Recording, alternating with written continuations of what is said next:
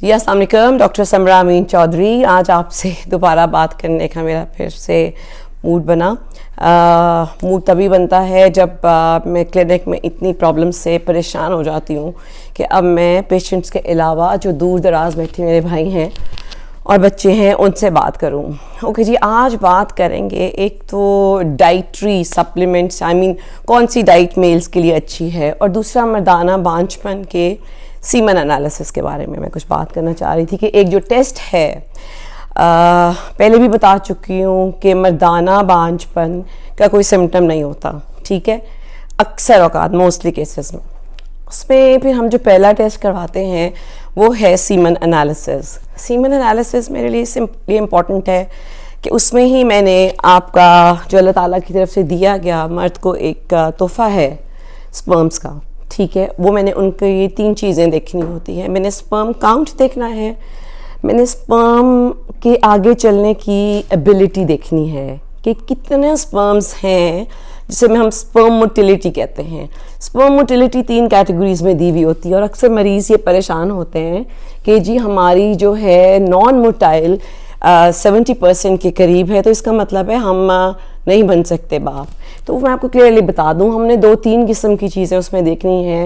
Rapid progressive movement, जो सबसे तेज़ चलते हुए स्पर्म की कितनी मिकदार है जो हमें चाहिए, वो होती है एक, मैं आपको अमाउंट बताती हूँ। तीसरी चीज़ है स्पर्म मॉर्फोलॉजी। मॉर्फोलॉजी यानी कि कितने स्पर्म्स हैं जो जिनका हेड, जिनका सर, जिनकी नेक, जिनका गला और जिनकी tail, head neck and tail, तीनों चीज़ें नॉर्मल हैं। और यकीन जानिए ये काउंट बहुत अब लो हो चुके हैं, जिस पे हम खुश होते हैं कि अच्छा जी चलो इतने तो हैं। तो अब काउंट में मैं बता दूं जी, हमें चाहिए होते हैं, अगर 1 मिलीलीटर ऑफ सीमन में 15 मिलियन स्पर्म्स हो तो दैट इज़ नॉर्मल, ठीक है। और अगर हमारे पास वॉल्यूम आ रही है 2 मिलीलीटर्स, तो उसको आप डबल कर लें, यानी कि 30 मिलियन हमारे पास आ गए, तो अल्हम्दुलिल्लाह उस पर नॉर्मली आराम से बाप बनने की कैपेसिटी जो है वो आगे आ सकती है। दूसरा जो मुझे आजकल सबसे ज़्यादा प्रॉब्लम फेस कर रही हूँ पेशेंट्स में, वो है मोटिलिटी डिसऑर्डर। आम जो आपकी रिपोर्ट है, आपने ज़्यादा कॉम्प्लिकेट, एक तो बात मैं आपसे ये करूँ कि देखें, आप लोग अगर डॉक्टर्स नहीं हैं तो रिपोर्ट को देख के परेशान नहीं होना, अब वो हमारा मसला है कि हम देखेंगे।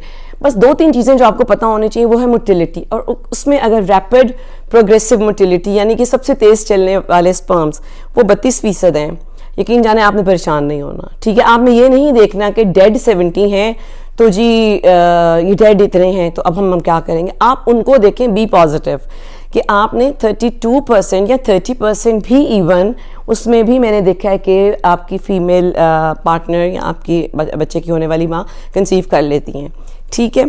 तीसरे नंबर पे मॉर्फोलॉजी, यानी कि कितने ऐसे स्पर्म्स हैं जिनका हेड, नेक एंड टेल जो हैं वो नॉर्मल हैं, दैट इज़ 4%, ठीक है। उसमें आपने नहीं घबराना। येस, एनीथिंग जो इससे कम होगा, 4% से कम होगा या 32% से कम होगा या 15 मिलियन से काउंट कम होगा, उनको हम ट्रीट करेंगे, ठीक है। और ट्रीटमेंट ज़ाहिर है, मैं क्लिनिशियन हूँ, मैं जानती हूँ कि मैंने काउंट के लिए क्या दवाई देनी है, मैंने मोटिलिटी के लिए क्या दवाई देनी है, और मैंने मॉर्फोलॉजी को किस तरह से टैकल करना है। बहुत सी चीज़ें हैं, और मैं फिर बताती हूँ बार बार कि स्पर्म्स की काउंट या मोटिलिटी ठीक करने के लिए 3 महीने कम से कम चाहिए, बिकॉज एक स्पर्म अगर प्रोड्यूस होता है तो उसका लाइफ साइकिल 90 डेज़ या 72 डेज़ पे जाके ख़त्म होता है, यानी 72 दिन में एक स्पर्म बनता है और फिर मैच्योरिटी पे जाके फिर वो डेड होता है। तो मुझे उतना अरसा काम करना पड़ता है उस सीमन एनालिसिस पे। तो 3 महीने का ट्रीटमेंट माइंड में रखें, ठीक हो गया। और दूसरा टेस्ट, मतलब पहले मैंने आपको बताया सीमन एनालिसिस में अगर कोई अबनॉर्मैलिटी आ रही है तो उसके बाद मैं दूसरा टेस्ट क्या करवाती हूँ, मैं करवाती हूँ जिस अल्ट्रासाउंड, आपके मेल पार्ट्स का अल्ट्रासाउंड, वो मैं लिख के देती हूँ, प्रॉपर डॉक्टर्स होते हैं। मैं ज़बानी बार बार कहूँगी, मैं फ़ोन पे ट्रीटमेंट नहीं कर सकती, उसमें हम वजह ढूंढने की कोशिश करते हैं। अच्छा, स्पर्म काउंट को जो चीज़ें कम कर रही हैं उनकी वजह पे अब आ जाते हैं, या आपके सीमन एनालिसिस को कुछ चीज़ें जो डिस्टर्ब करती हैं वो आपकी जो हमारे माहौल में है, उनमें सबसे पहले आ जाती है जी इन्फेक्शन। किसी भी किस्म की इन्फेक्शन, वो यूरिनरी ट्रैक्ट इन्फेक्शन है, अगर वो अनट्रीटेड रह गई है तो वो आपके ज़रूर सीमेन एनालिसिस में जाके पस सेल्स दे देगी, ठीक है।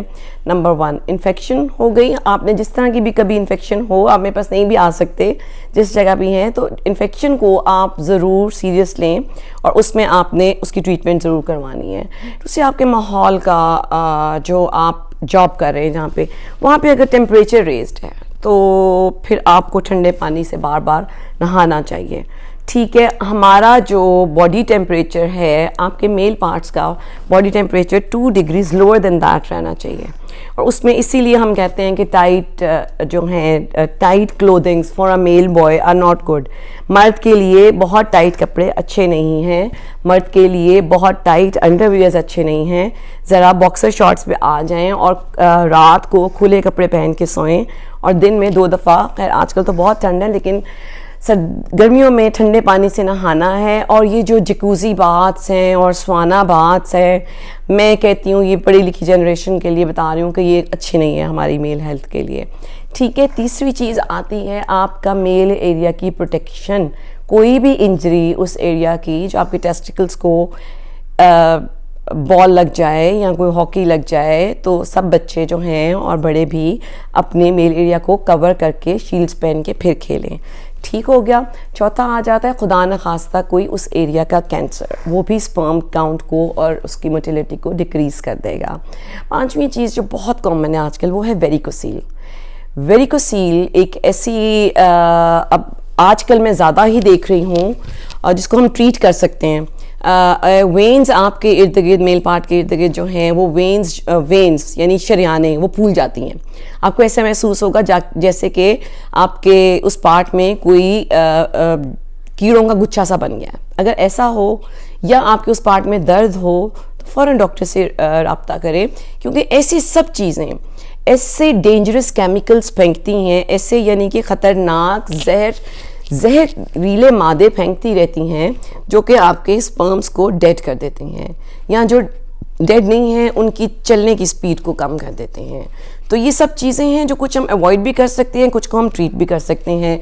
इन्फेक्शंस हैं उनको हम ट्रीट कर सकते हैं। वेरिकोसील को हम माइक्रो सर्जरी से, छोटी सी सर्जरी है उसको बंद कर दें तो स्पर्म के लिए ज़िंदा रहने का माहौल बहुत अच्छा हो जाता है, ठीक हो गया। ये कुछ बातें आपसे मैंने जो मोटी मोटी डिस्कस की हैं, फिर कहूँगी अपने आप को ज़्यादा सोचे मत रिपोर्ट को देख के, उसमें बहुत सी चीज़ें हैं जो और मैं नेक्स्ट उसमें करूँगी पार्ट 2 में कि मैंने मज़ीद और क्या देखना होता है उसमें। अच्छा, अब चलने से पहले कुछ बता दूँ, कुछ फ्रूट्स, कुछ वेजिटेबल्स जो बहुत अच्छी हैं, मुझसे बहुत लोग पूछते हैं।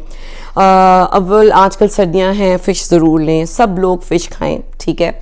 और सब्जियों में स्पिनच है, फलों में आपका वही है, केले बहुत अच्छे हैं आपके लिए, ठीक है, अंडे बहुत अच्छे हैं। ये सारी चीज़ें आपके मेल्स की हेल्थ के लिए अच्छी हैं। और कोई भी ऐसी चीज़, आपका स्ट्रेस, दोबारा मैं इसलिए बार बार शायद मैं हर इंटरव्यू में कहूँगी, स्ट्रेस आप लोगों का जब भी किसी भी किस्म का डिस्ट्रक्टिव स्ट्रेस आपके एक हार्मोन को बढ़ाता है, यानी कॉर्टिसोल एक हार्मोन है जो हमारे परेशानी के दौर में या डिप्रेशन में बढ़ जाता है। उस कॉर्टिसोल का काम क्या है? वो मेल्स के जो दिमाग से शुरू होने वाले हार्मोन्स है, जो कंट्रोलिंग सिस्टम है, वो वाले हार्मोन से लेके जो आपके मेल ऑर्गन में हार्मोन पैदा हो रहे हैं, टेस्टोस्टेरोन है, आपके जो ब्रेन के हैं FSH LH हैं, उनको डिस्ट्रॉय कर देते हैं। यानी कि आपकी अज़दवाजी ज़िंदगी भी गई और आपका बांझपन भी आगे आ गया। तो इन चीज़ों से ज़रा बचें।